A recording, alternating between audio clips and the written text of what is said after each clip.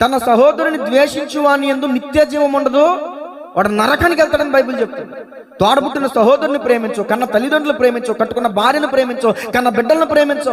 తాగి తాగి నీ లెవర్లో పాడైపోయిన నీ కళ్ళ ముందు ఎంతమంది చచ్చి ఈడ్చివేయబడినా కూడా, ఆ కుటుంబాలు రొట్టెలు పడినా కూడా ఆ తాగుడు మంతలో చూడండి. దేవునికి స్తోత్రం చెప్పండి గట్టిగా. అంటే భార్య కంటే తాగుడే ఎక్కువ, పిల్లల కంటే తాగుడే ఎక్కువ.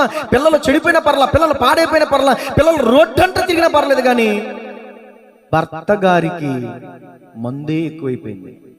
తాగి తాగి తాగి తాగి తాగి ఇల్లు ఒళ్ళు గుల్ల చేసుకుని భయంకరమైన పరిస్థితులు, కాల్చి కాల్చి గుండెలు తూట్లు పడిపోయి హాస్పిటల్ పడి దగ్గుతున్నారు. మామూలు దాని ఏమంటారంటే దగ్గుని టీబీ రోగాలు వచ్చి, రకరకాల రోగాలు వచ్చి, తగ్గక తీరని రోగాలు వచ్చి, ఎంత ఖర్చు పెట్టినా ఉపయోగం లేదని చెప్పి డాక్టర్లు ఎత్తేస్తే అప్పుడు ఏడుస్తున్నారు. సర్వం పోయాక ఎవరు వచ్చిందంట, చేతులు కాలేక ఆకలెట్టుకున్నట్టు.